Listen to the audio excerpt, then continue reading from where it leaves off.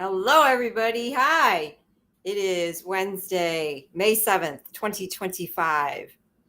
And I'm coming to you from the beautiful state of Michigan, where the sun is shining and it's 73 degrees. We have a beautiful spring day.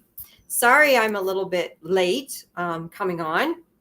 As always, there's all kinds of updates that happen all the time. And Restream, which is the platform that I go through to go live on Facebook and YouTube, they changed. So if you notice the music that was playing before I came on, that's new. I like the one that I used to be able to use all the time, but that seems to be gone. I couldn't find it.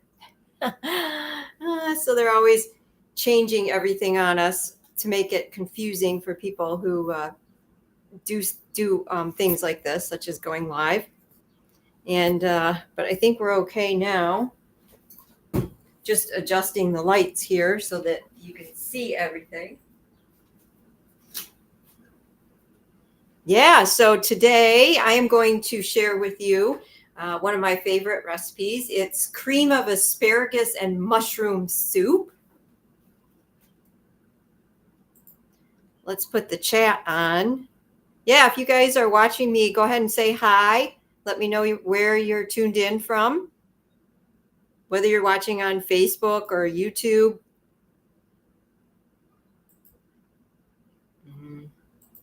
I'm checking the connection right now. Whoopsie. Got to mute it to make sure that everything works.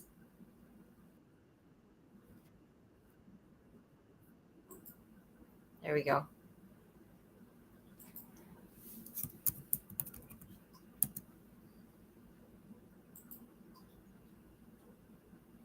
All right, chat seems to be working. All right, so this recipe features one of the signature vegetables of springtime called asparagus. Asparagus is one of my all-time favorite vegetables, and it happens to be a signature vegetable of springtime.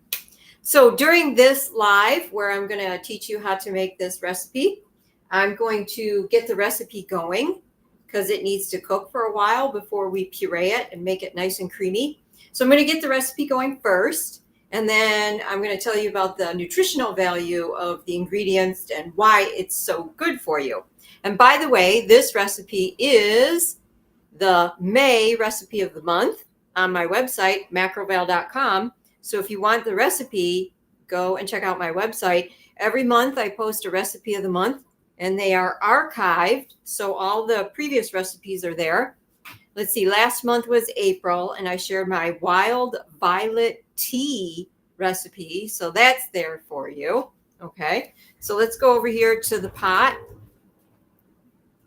First thing we're going to do is we're going to have 10 cups of water. So I kind of had this going a little bit before I started. So I've got 10 cups of water. I got it on high. I'm going to bring it to a boil. Now I'm going to add 2 cups of a non-dairy beverage. I like using a rice beverage. It's just my favorite. I like the flavor. But you could use your favorite non-dairy beverage, whether it's almond or oat or soy. Any of them will work. But the non-dairy beverage just helps the soup become rich and creamy. All right. So we have 10 cups of water, 2 cups of a non-dairy beverage. You could use your favorite. You know, it's a milk substitute. All my recipes are vegan. They're all organic. And they're all whole foods too. So the non-dairy beverage that you use, please choose an organic version if at all possible. And then over here on the cutting board, we're just letting that water come up to a boil. I have 1 pound of asparagus chopped up already, and I have 4 ounces of mushrooms. So we got asparagus and mushroom. These happen to be baby Bella mushrooms, but you could use your favorite white button mushrooms or whatever kind of mushrooms, or you could use a combination. It's 4 ounces of mushrooms and 1 pound of asparagus. And we need 1 onion also to go into the soup. Eventually, we're going to puree this soup to make a nice creamy soup.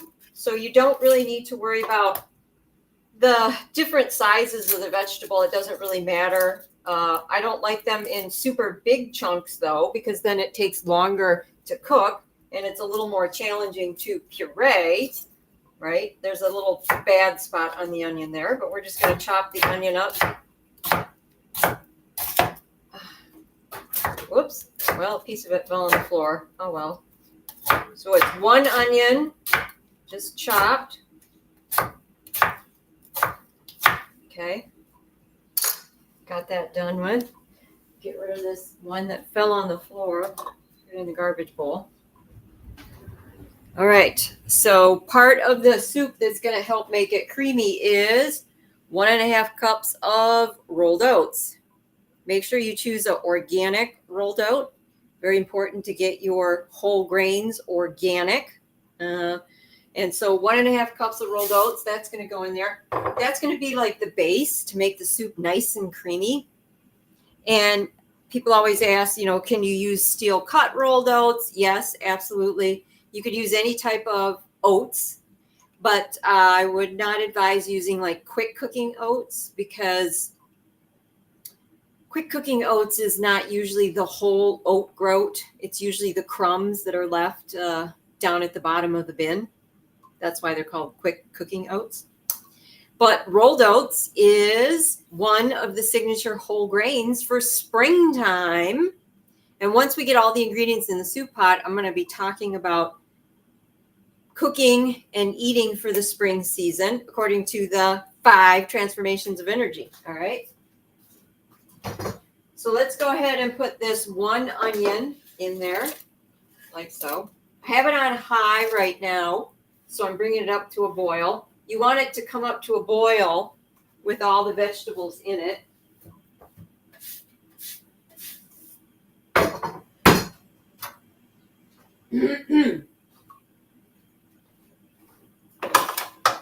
Now, a lot of people ask me too when I'm creating a soup, like, there's no reason to stir it right now because the water and everything is coming to a boil. And when it comes to a boil, it starts moving the liquid around anyways from the high boil. So there's no reason really to stir it. I'm going to go ahead and put, it's 1 pound of asparagus chopped up. Put that in there. And then it's 4 ounces of mushrooms. Put that in there too. Wait for this to come up to a boil. Now, I have to tell you, you do need to be careful because I've made this soup so many times. This is one of my favorite soup recipes, but I also use this year round because you can switch up the vegetables. It doesn't have to be asparagus mushroom. In the wintertime, you could make it sweet potato and carrot, or squash and sweet potato, or something like that. You could just interchange the asparagus and the mushroom. So I make this all the time. But the combination of the water and the non-dairy beverage and the rolled oats, once this starts boiling, if you don't pay attention and you don't watch and it gets to a really high rapid boil and it's boiling rapidly, it can accidentally overspill the pot and get all over your stove and make a mess. And I have done that a few times. And then it's an absolute mess and you have to clean it up. Okay. So I'm just giving you fair warning. I have this on a high, but I don't want to let it get too high where it's going to overspill. Okay. So I'm just checking it right now. It's coming up to a boil. All right. And then we want to put 4 cloves of garlic in the soup also. So I'm going to do that on the cutting board right now. Beautiful organic garlic. We're going to do 4 cloves. And of course, garlic just imparts tremendous flavor into your soup. 4 cloves. We got 3 relatively big ones and 1 kind of small one. That's pretty good. But of course, garlic has been used in herbal medicine for thousands of years because of its strong medicinal properties. Antibiotic. Antibiotic is probably the one that it's most known for. You know, it's a natural antibiotic. Anytime you have bacteria infection or an infection of any time, garlic should be the first thing you reach for. Anytime you're sick, because garlic has antiviral properties, you always want to reach for the garlic. Anti-inflammatory properties, antiseptic properties, it's all in the garlic, all right? The garlic, again, we're going to puree this soup once it's done. The one thing I do like to do with garlic is I take that little butt off. I don't like that. That's kind of a little hard nodule. We don't want that. So we'll get rid of that. And I'm just going to roughly chop it because it is going to get pureed, right? Here we go. We're going to just put that garlic right into the soup pot. And we wait for it to come up to a boil. Now, once it gets up to a boil, then we're going to reduce it to a low or a simmer and let it cook until all the vegetables are nice and soft before we puree it up.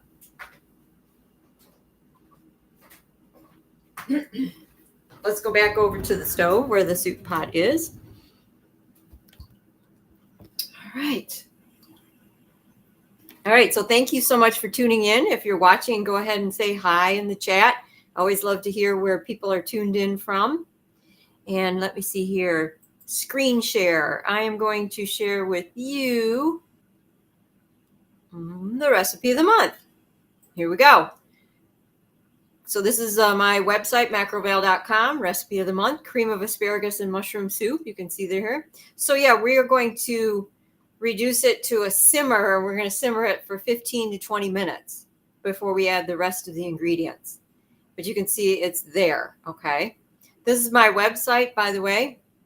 On the homepage, there is my new cookbook, Sensational Sublime Sea Vegetables. If you haven't checked that out yet, you can click right here, and it tells you it's an e-cookbook. It's my first e-cookbook. So it's sent to you in a PDF, and you'll have a digital download of it. Now, this is one of my favorite recipes out of there, the sweet and sour burdock with the sea vegetable aramay and lotus root. This is a peanut butter dulse hiking treat. I call it a hiking treat because it works really good. You put it in a baggie, throw it in your backpack, and you can take it with you. There's a very traditional dish called yakinabe, tofu, daikon, and kombu. And of course, we've got miso soup. I mean, what sea vegetable cookbook wouldn't be complete without a miso soup? This is my favorite miso soup, actually, with buttercup squash. And I also have desserts. So this is the chocolate pudding and the vanilla pudding, and then I swirl them together. Although for picture purposes, I made a cool yin-yang sign. So yeah, make sure you check out the Sensational Sublime Sea Vegetable Cookbook if you have not checked that out yet.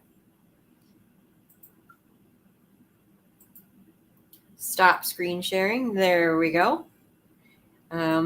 Okay, so we're waiting for the soup pot to come up to a boil. Oh, it looks like I said, the only thing that I'm going to caution you with, is if this gets to a really big rapid boil, it'll go all over the stove, and we don't want that to happen because it's making a huge mess. So we want to keep it nice and mellow. We want it to simmer, which I would say we're there. All right, so I turned it down to like a simmer. We're going to let this hang out. Now the recipe calls for you to put a lid on it. Nah, I don't always put a lid on it. And when I do put a lid on it, I make it kind of cockeyed. Look. So that that just helps so that the soup cooks quicker. Like I said, it's going to be done in 15, 20 minutes. But you could do it with the lid off too. I'll just leave it cockeyed like that. Hi from Maryland. Recipe sounds wonderful. Loomis 19. Thank you so much for tuning in from Maryland. What's the weather like in Maryland? Here in Michigan, oh my God, it's a beautiful spring day. The sun is shining at 71 degrees. and everything is green, everything's blooming, everything's like coming up. I wanted to go outside and pick some of my dandelions because dandelions is a signature food of springtime and have them visually for you, but I ran out of time. So I wild harvest out of my yard because I haven't lived here for about 13 years and I've never used any chemicals or anything on my soil. So everything has not been sprayed, which is awesome, right? I moved that light so it wasn't blaring behind me over there. So yeah, dandelions are out there. They're a signature food of springtime, and also dead nettles. I always pick and dry my dead nettles every year. So that one's really good for anti-inflammatory properties. It helps with blood pressure, can help stabilize your blood pressure. It helps purify the blood. Speaking of which, I'm going into this big dialogue, but because I want to talk to you about the spring season, because that's what we're in right now. So my background, in case you don't know me or you haven't met me yet, is I've been teaching healthy cooking classes for 28 years, all based in organic foods. I am vegan, so I don't use any animal products. Healthy whole ingredients, whole grains, lots of vegetables, beans, nuts and seeds, tofu and tempeh, all those things. But I also, for 28 years, the way I teach, I've been studying macrobiotic cooking. That's what my background is in. And also the 5 transformations of energy, which is according to Oriental medicine. And the 5 transformations of energy talk about the different seasons and the foods that are available in the different seasons and how they feed and nurture different organs in your body. And so I cook according to the seasons. Okay. So when I talk about asparagus being a signature spring food, rolled oats being a signature spring whole grain, I'm talking about the 5 transformations of energy. Here's a little chart for you. See if you want to see my little chart here. Yeah, so up here is summer, and one of the signature whole grains of summer is corn, so you can see corn. And then moving into here, I want to go to spring because that's where we are. Spring right here, which is also known as tree energy. And we have rolled oats, but we also have wheat, barley, and rye. So it's interesting that the grains that have gluten in them, wheat, barley, and rye, is in the spring season. And then like summer is corn. This is late summer, and the signature grain there is millet. And then we have fall, where the signature grain is brown rice. And then we have winter, which we just came out of winter, right? The signature grain there is kasha or buckwheat. Okay.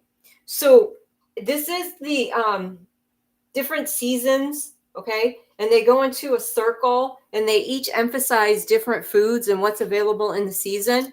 And so if we use this chart, we can feed and nurture different organs of the body too, according to the seasons, right? So springtime right now, we feed and nurture the liver, the gallbladder, and the nervous system. So all of the foods that I'm talking about, liver, gallbladder, and nervous system. Summertime, it's your heart and your brain. Late summer, it is your spleen, pancreas, and stomach. Fall is your lungs and large intestines. And then winter is your kidneys, your adrenal glands, and your reproductive organs. But let's focus on the springtime right now because that's where we are. Now, the circle goes like this. You can see how the circle goes. And this is all energy, all right? So when I first got into healthy cooking, I was immediately drawn to studying the energy of the food, which is the basis of macrobiotic cooking, which is the basis of the 5 transformations, which comes from Oriental medicine. It's all about the energy. But so we're moving in a circular energy right here. And so spring is an upward energy. It's an upward moving energy. The most upward energy moving is summertime. move upward. Okay. Summer is the most active time. It's the most upward moving energy, right? And then we get into late summer, we start going downwards. Okay. We're starting to, summertime, we go outside. We're like super active. And then late summer, transitional time, it's starting to cool off in the evening, but it's still warm in the daytime. So we're starting to go inside a little bit. And then fall time, it's chilly. So we're a little more constrictive, a little more cold. We're going inside more. And then winter is very constrictive and cold, and we're usually not as active. We're usually staying inside. And traditionally, in ancient cultures, they would eat more fat in the wintertime because it helps produce heat in the body. So then we move, see, we went like this. Now we're moving upward spring energy. This is a what's the word? I just used it. It's a moving energy, moving upwards. Transitional. That was the word I was looking for. Transitional time. See, we're going from cold to hot. Spring is very active, very transitional. Okay. Moving upward energy. That's what spring is. Loomis 19 says that Maryland is sunny and mild tonight or today. Oh, tonight. She says tonight. Okay. Awesome. Thank you.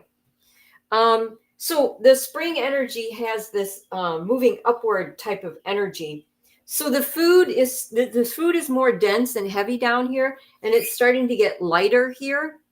And the color here associated with it is green.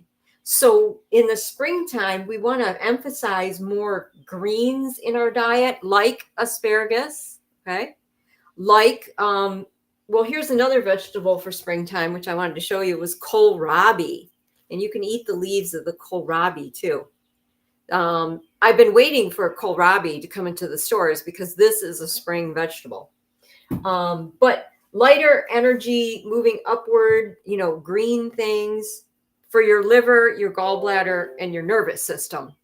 That's what the spring energy is. It's referred to tree energy. You can see a little tree right there. So it's a tree energy, again, tree growing upwards, and in the springtime, the tree leaves start to come out. So they're all green. The dead nettles died with the torrential storm here. I wanted to make a tincture. Oh, Loomis. Oh, that's a shame. Yeah, I collect dead nettles out of my yard every year. This year, I'm not getting as much. I've been going out there and picking a little bit, but usually I get a ton of it. So, but yeah, I don't make a tincture out of it. What I do with my dead nettles is I dry the dead nettles, and then I have it all year long. And if I ever need it for anti-inflammatory purposes or whatever, I make a tea out of it. And I just put the dried dead nettles in water, and then I drink the tea, which, by the way, tastes good too. But dead nettles is one of the plants that will grow in the springtime. So it will feed and nurture the liver, the gallbladder, and the nervous system. Dead nettles helps to purify the blood. It has the, anti-inflammatory properties. There's a lot of plants that grow in the wild that come up in the springtime, all of which are fantastic for your liver, right? Because that's the organs that are associated with springtime, and the gallbladder. So your liver and your gallbladder are primarily responsible for purifying the blood. A large supply of blood is usually held in your liver, and your liver is your primary detoxification organ. So all of these foods also help to naturally detoxify your body, which, by the way, rolled oats, which we have in the soup, they have been studying rolled oats lately to show that rolled oats help the body remove toxic metals out of the system, which is not surprising to me, since I know this information here, that it's associated with spring, which is a detoxification time, which we're detoxifying the liver and the gallbladder. So it just completely makes sense. I love how science proves the philosophy and the study of energy that our ancient ancestors have known for a long time. So this information here may be new to you, but this information has been known for thousands of years when humans lived really close to nature, they just lived according to the seasons. They ate what was available according to the seasons. That's just what they did. Now, because we're so removed from nature, and we go to the grocery store and we can just buy whatever at whatever time of the year, it doesn't even make sense. We're very disconnected with the natural flow of nature and feeding all of our organs in our body. Okay. Let's see, what else can I tell you? Also, the liver and the gallbladder neutralize poisons. So again, they neutralize the poisons and get them out of the body. That's what the liver and the gallbladder do. That's what they're known for. That's what we need to do. So also the liver regulates the release of sugars into the body for fuel. So an accumulation of fat, excess fat that might be from animal foods or excess fat in your food can make the liver bog down, be not working optimally, right? And then sometimes you can get what's called a fatty liver. And a fatty liver can well, it comes from your diet. It's diet related. That's just what it is. It has been known that people who drink a lot of alcohol could develop a fatty liver.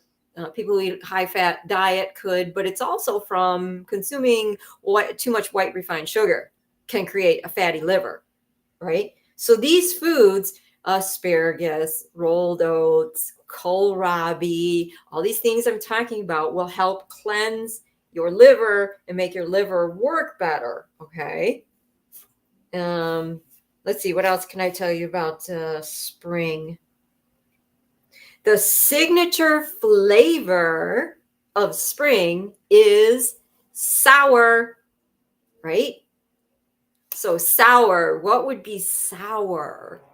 Let's see, sauerkraut. Sauerkraut. Anything that's fermented has a natural sour flavor to it. So in cooking, I use brown rice vinegar and I use ume vinegar, both of which are naturally fermented and they are sour. They're also pungent and some other flavors mixed in, but vinegars and anything that's fermented is sour. So those will feed and nurture the liver, the gallbladder, and the nervous system. Something else that's sour, lemons. Yes. And so I'm sure that we've all heard you take a glass of water and you put some lemon juice in and you drink it and it's really good for your liver. Well, that's where this information comes from, the 5 transformations of energy. Every year when springtime comes around, I just get like a hankering for lemon desserts, like lemon bars, lemon meringue pie, things like that. I'm not a huge lemon fan. I do like it, but usually my body really wants it in the springtime because I'm living close to nature. I'm listening to my body and my body is just telling me, hey, it's time for, a little bit of lemon. We want a little bit of, sourness here. And that's what it's doing. It's feeding and nurturing the liver, the gallbladder, and the nervous system. Okay. Let's check the soup. It's just hanging out. It's just hanging out, cooking. Not much going on there.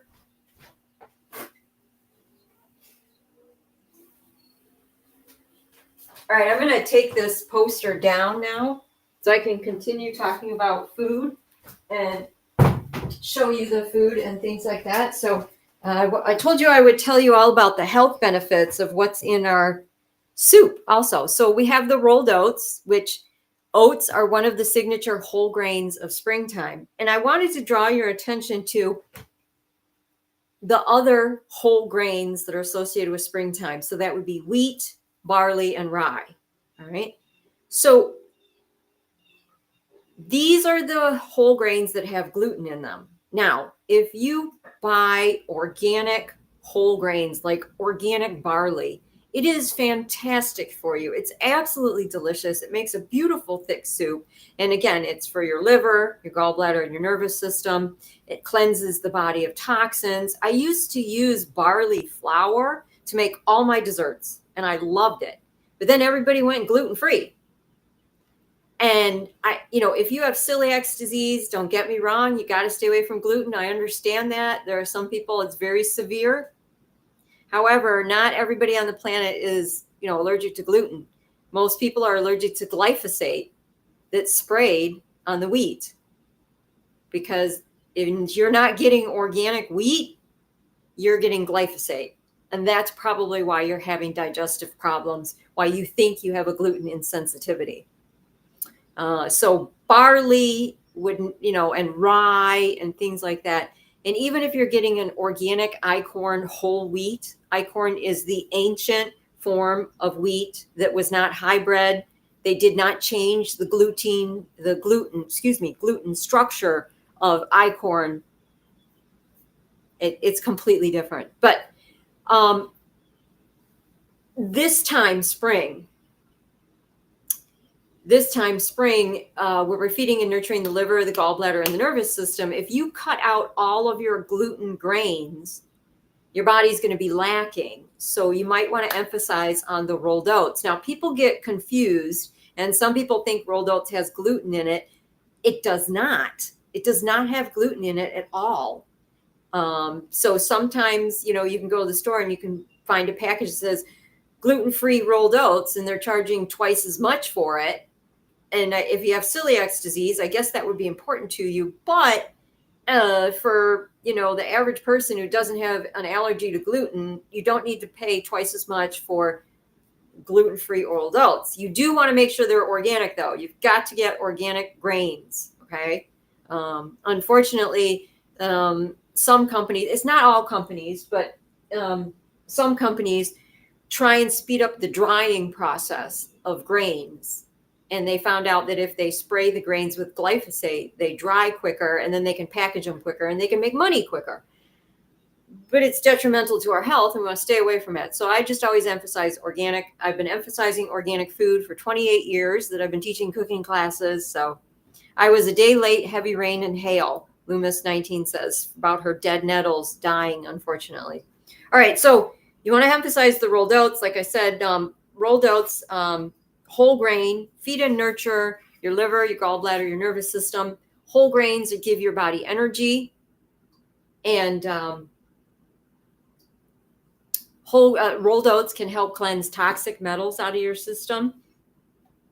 It has natural occurring fat in it, but it's fat from a plant-based source. And so in the springtime, we're at transitional time where it's still cold at night and in the evenings. So we still need a little bit of fat to keep us warm, right? It's known as an adaptogen grain, which means it improves your resistance to stress, and it supports your system being a healthy state of balance. So we can consider rolled oats anti-stress grain, right? So that's awesome.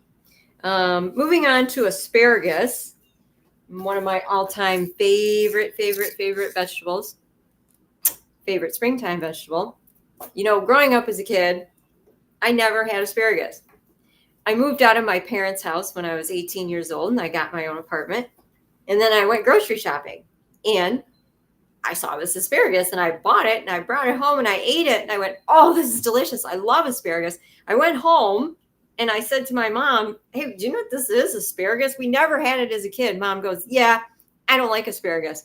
So my mom, absolutely best mom ever, but she would make homemade food for us growing up as kids. We were blessed to have mom there, and she made homemade dinner for us. But because mom didn't like asparagus, we never had asparagus as kids. So I discovered asparagus when I was 18 years old. And then my dad said, oh, I love asparagus. And then my sister tried it, and she's like, I love asparagus too. So now when we get together, I always make sure in the springtime we have asparagus for me, my dad, and my sister, because we love asparagus. So it has a short growing period, though. I go to this organic farm, and I'm able to pick organic asparagus, but it's only like 3 weeks. You got to get out there, and you got to get it, okay? You got to get that asparagus when it's ready. We have vitamin C, vitamin E, which is a natural antioxidant, vitamin K for your bones, vitamin A for your eye, B complex has anti-carcinogen properties, And asparagus helps to improve liver enzymes, which protects you from that fatty liver that I talked about earlier. That's what asparagus has, okay? We also have mushrooms in our delicious soup. And the mushrooms are high in protein. Most people don't even realize it. They're really high in protein. And of course, the 28 years that I've been teaching cooking classes, I've been asked so many times, being a vegan, where do you get your protein? Where do you get your protein? Why are we all brainwashed? And so I've come up with a great answer. This is my standard answer. This is what I say now. Everything that grows out of Mother Earth has protein in it. Everything. Everything that I eat is healthy, organic food that grows out of Mother Earth. So everything that I eat has protein in it. Everything. There's even a small amount of protein in fruit. Small amount, but it's there. Okay? So every time I sit down, I'm eating protein. If you eat a healthy, organic, whole foods lifestyle, and you're vegan or vegetarian, it's pretty darn hard to be protein deficient. Only if you're living a vegan or vegetarian lifestyle where you're eating refined processed foods, quick foods, not whole foods, you possibly could come up with a situation like that. I'm not worried about it. Okay. Now, just for fun, because you're here, I'll throw in kohlrabi, although it's not in our soup, but I was excited to find it at the store the other day. I'm going to make a video all about kohlrabi too, and I'll upload it to my YouTube channel. It's in the cabbage family. It even kind of looks like cabbage. Look at these leaves, right? And it improves your energy circulation. It's known to treat viral conditions, so it has antiviral properties. It helps stabilizes your blood. It's also a blood purifier. Springtime, purifying the blood. Okay. It also helps with sugar imbalances. Helps to treat hypoglycemia and diabetes. So it stabilizes your blood sugar level. High in vitamin C, potassium, fiber, calcium, B vitamins, vitamin A, magnesium, iron. It's fantastic for you. And it's in the cabbage family. I was just excited to find it at the store, so I thought I'd share it with you. Okay. Yeah, so let's check back at the soup. Okay. Soup is looking good. All right. Speaking of asparagus, guess what I have created? New asparagus recipes.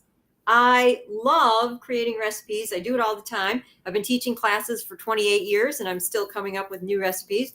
And one of the things I like to do is create unique recipes that you would never thought of, and they turn out absolutely delicious, such as asparagus pancakes.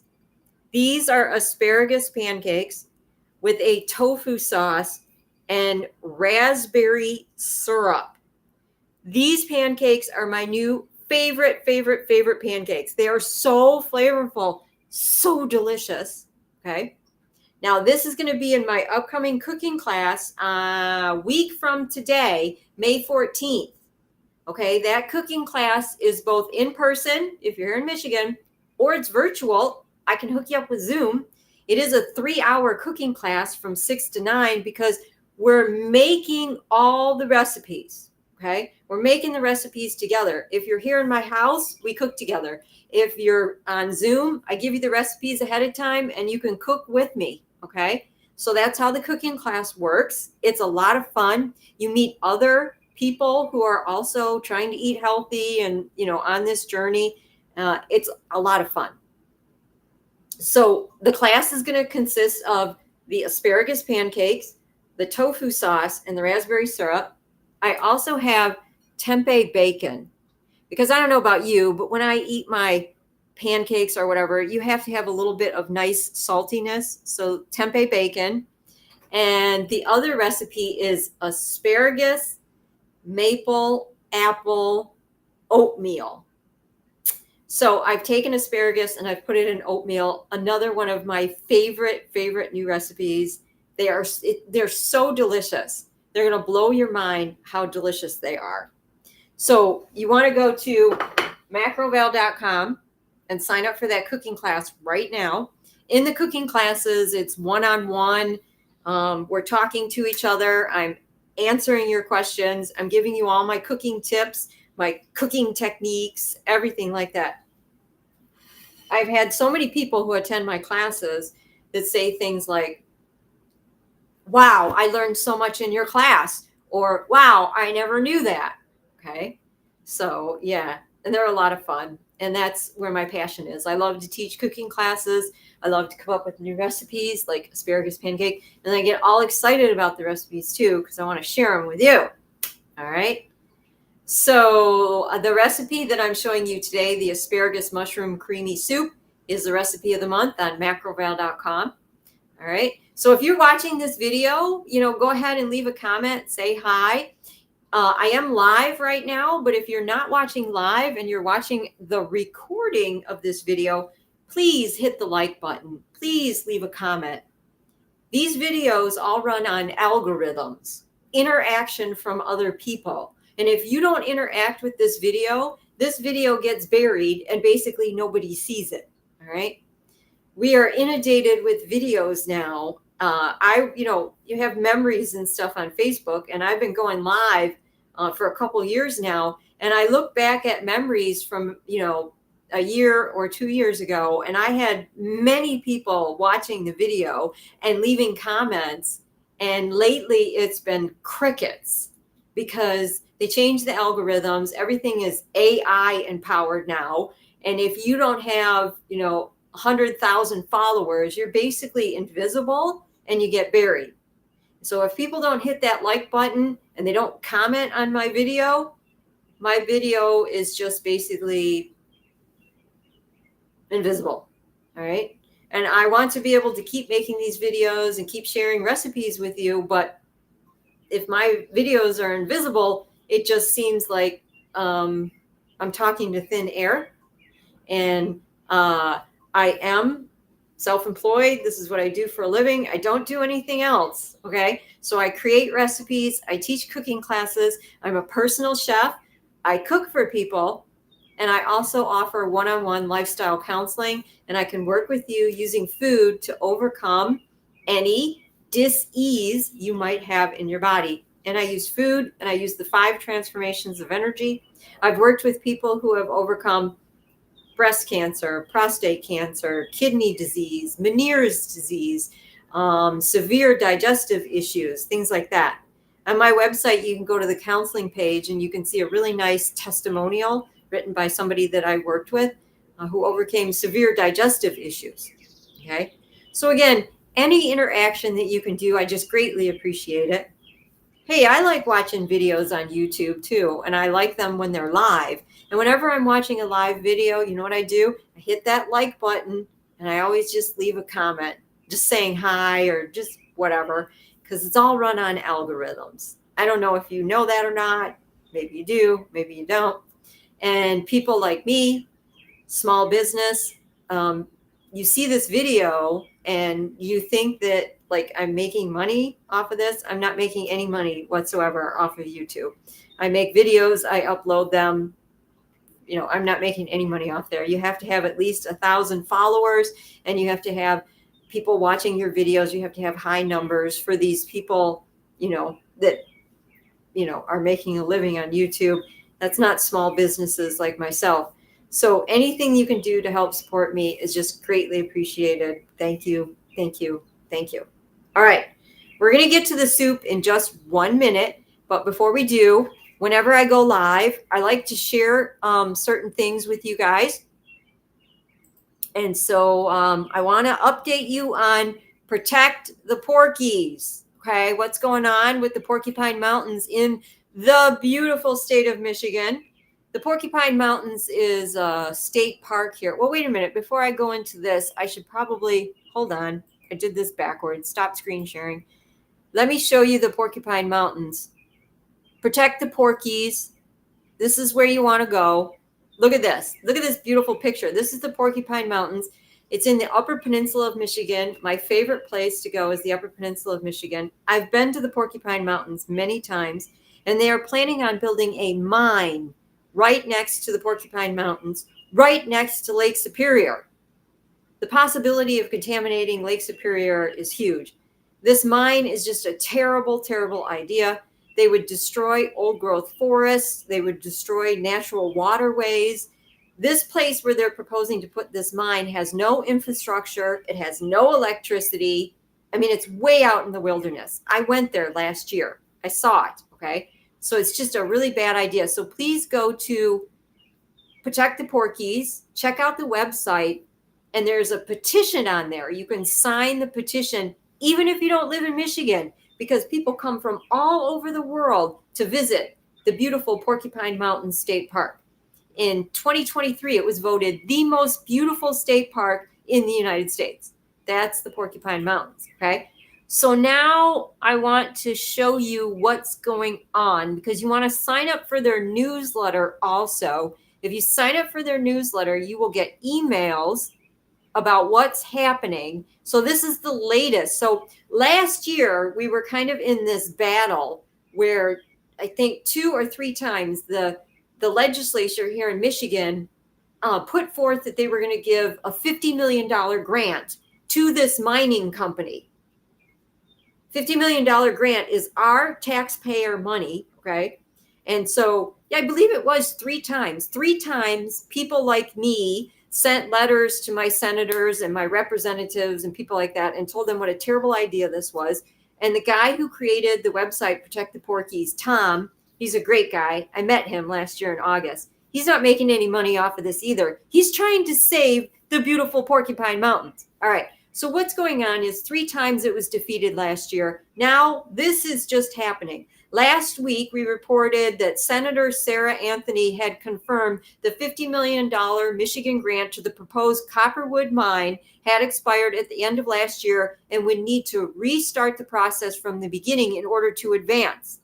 When journalists reached out to verify this information, which was released on March 31st, the senator said that the situation had changed. Okay? The situation had changed. Although the grant did indeed expire, it was assumed a new form. It has assumed a new form which may be voted upon this year. Okay. It appears to be the exact same thing being reintroduced, but under a different guise. The full information is emerging. So they are proposing to give this $50 million grant back to this Copperwood mining place that we don't want it to happen. So that's the email that you'll get from Protect the Porkies. If you sign up for their email address, you'll be kept, you'll know what's going on. Okay. So that's an update on Protect the Porkies. Again, whenever I go live, I always give you an update as to what's happening because I want to save the Porcupine Mountains. I also want to give you an update on Save Our Ostriches.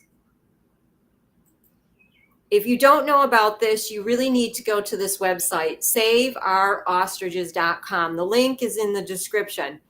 All right, so back in, I believe it was January, it might have been the end of December, January, this farm in British Columbia, Canada, has 400 beautiful ostriches, okay? These ostriches are not used for food. They don't kill them. It's a research place, and they don't kill the ostriches. And these ostriches, some are 30, 40 years old, and the people that own the farm have raised these ostriches since they were babies. These ostriches are family to them. And there was a suspected case that a couple of the ostriches had the bird flu. So what did they do? They tested dead ostriches. They won't test the live ostriches. So, but this has been going on for over 90 days. They've had to go to court to fight. They want to kill 400 ostriches, 400 healthy ostriches that have gone 90 days and they're completely healthy. Okay. Save Our Ostriches. Go to the website, please. Even though I'm not from Canada, I'm here in Michigan. I filled out the form. I sent information saying that I thought this was absolutely terrible.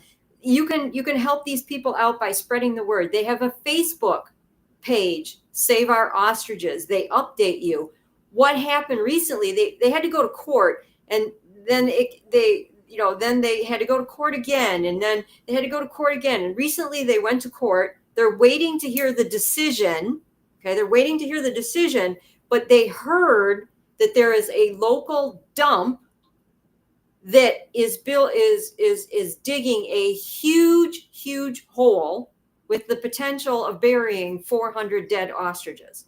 So they're at a crucial point right now where they need everybody to know about this horrific situation. And even if you just go to their Facebook page and just like it and share their Facebook page and get the word out, you're helping these beautiful ostriches. It's just atrocious that they want to just kill 400 of these intelligent, beautiful ostriches. So again, I've been telling everybody about this just to get the word out, about the ostriches too.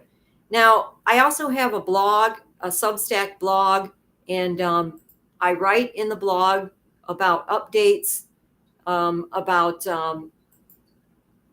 things that are happening, such as this. Let's scroll down here. Substack blog. Here's my blog. The latest blog I wrote was the toxic coating appeal. I created a flyer for people to hand out at the grocery store if you want to tell people about appeal. Then the one I wrote before that is really important. Arthritis, how your prescription may be making your arthritis worse. Very, very good information. Amazaki, a natural fermented sweetener. Save 400 Canadian ostriches from being killed. I wrote that on February 1st. So this is another way that you can stay connected. You can subscribe to my Substack blog. You can subscribe for free. But I would greatly appreciate it if you could become a paid subscriber at a very minimum fee. I think it's like $6 a month. That would really help out. And so that's another way we can stay connected. All right. Okay. Stop screen sharing. All right, let's finish up this soup because I've been blathering on about all these updates. All right, let's go. It's 2 tablespoons of fresh basil. And let's check and see how much sea salt is it. I have to look and see. Hold on. We're going to the recipe of the month.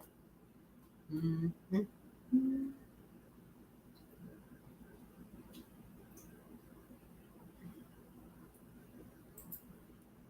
All right, we want 4 teaspoons of sea salt, 2 tablespoons of fresh basil, or 2 teaspoons of dried. Depends on whether you can get fresh or dried, and 1 tablespoon of olive oil. So, yeah.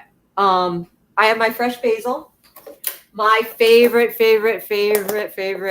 seasoning, spice, whatever you want to call it, basil. I got this beautiful organic fresh basil here. I'm going to go 2 tablespoons. All right, I'm going to stop screen sharing. All right, so you can see my cutting board. Okay, 2 tablespoons of fresh basil. We're going to take the leaves, and it smells so wonderful. Basil has anti-inflammatory, antiviral, antibiotic properties. It's fantastic for you. So I'm going to take the leaves and I'm going to chop it up. But you know what I do? I save the stems and I put the basil stems in tea. Like, I bring the water up to a boil. I don't boil the stems. I throw the stems in after the water is up to a boil. And so I add a little bit of basil in my tea especially in the springtime, for the antiviral properties. And also basil is a natural mosquito repellent. So if you want to keep mosquitoes away from you, you can start eating basil. And then, it's not like you'll smell like basil, but, you are what you eat. So if you eat basil on a regular basis and then you start, sweating, or the smell that comes off of you, it'll do the same thing with garlic. Garlic is a natural mosquito repellent too. But basil is my favorite. So we're going to put the basil into the soup pot and we're going to puree it. You ready? All right, let's go. There isn't much to see in the soup pot. It's just kind of hanging out funky right now, right? We're going to put that basil in there.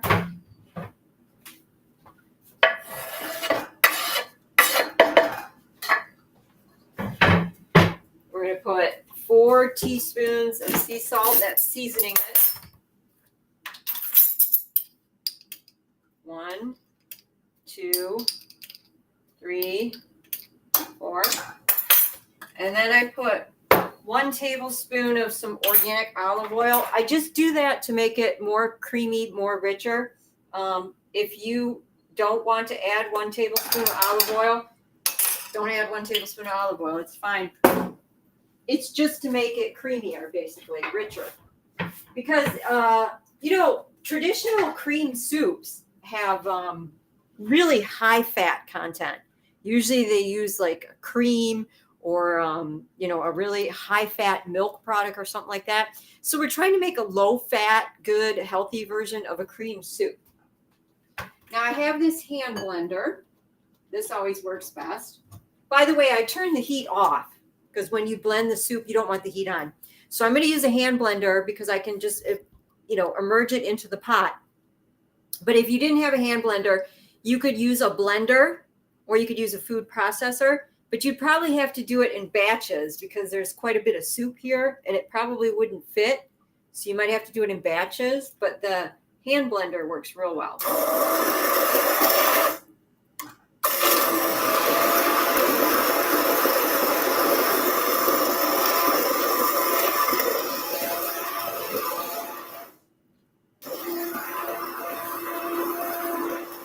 It's going to take a minute here for me to blend.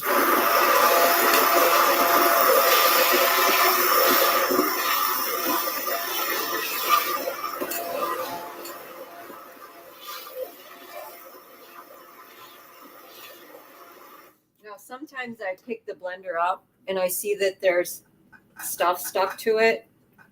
The basil leaves seem to be sticking to it. So I'll just kind of clean it off a little bit.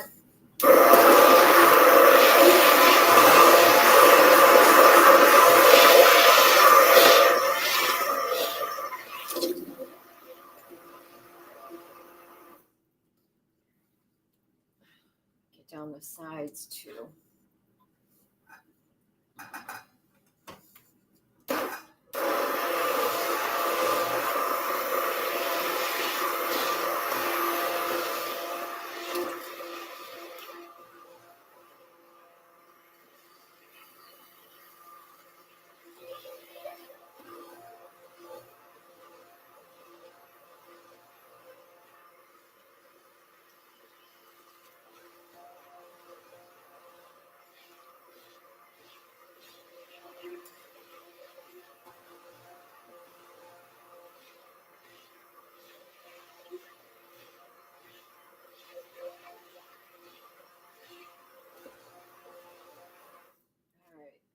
That looks pretty good. It smells amazing. Oh, I can smell the asparagus and the basil. Let me get a pot. Let me get a bowl.